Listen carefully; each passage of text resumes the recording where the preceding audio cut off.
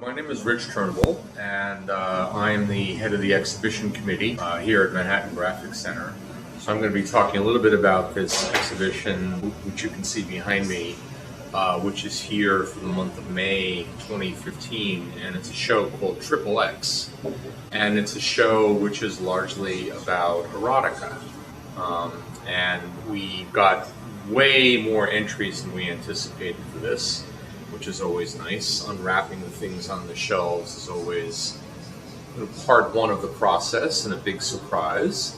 Approached by myself and my kind of co-organizers, David Thomas and Bob Shore, with some small amount of trepidation, since it's interesting to see what other people think of as erotic. Sometimes it's a little terrifying as well.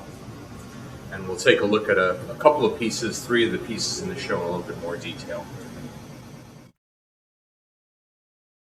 So this is a piece by one of the artists here who works mostly in silkscreen, although he's done some work in paper lithography and regular lithography and collograph and what have you. It's a printmaker named Edgar Hartley, and this is a piece he did called Narcissus. It's 2015.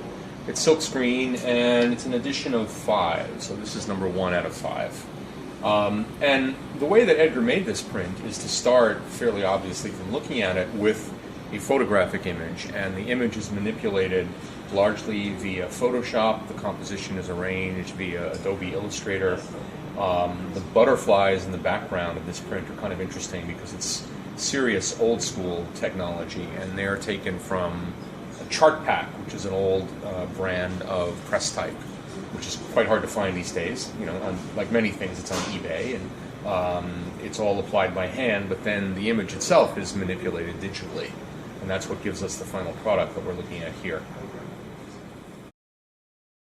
So without being too self-referential here, this is actually a piece by me.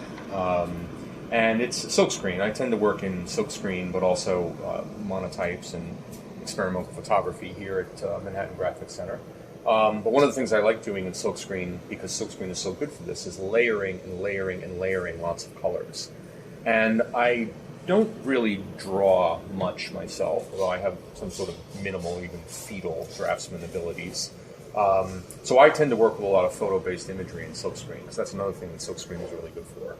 So this began with a kind of a found image, and I think it's probably from the 1950s, and it's more or less a schoolboy. It looks like he's in school for his school physical. He's being kind of measured and weighed by someone who's the school nurse.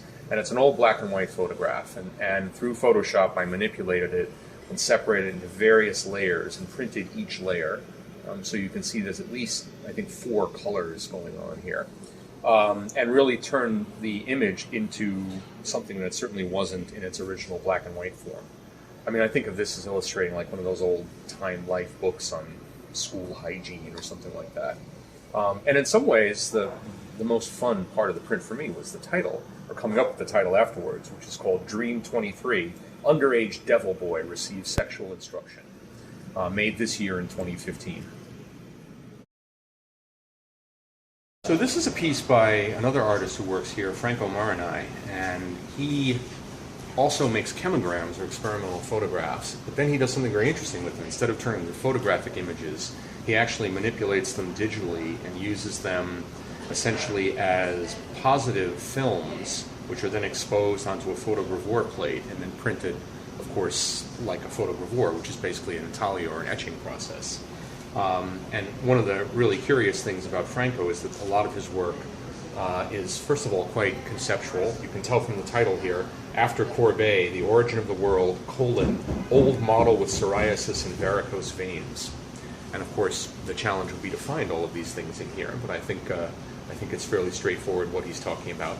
But it's just the idea of using the photographic medium, then manipulating it digitally, and then in turn adding kind of a third step of traditional printmaking processes to really reach the final product, which certainly, I mean, to my mind, to the mind of the other organizers of the show, I think makes this, you know, one of the most interesting and one of the most conceptually wide-ranging prints in the entire exhibition.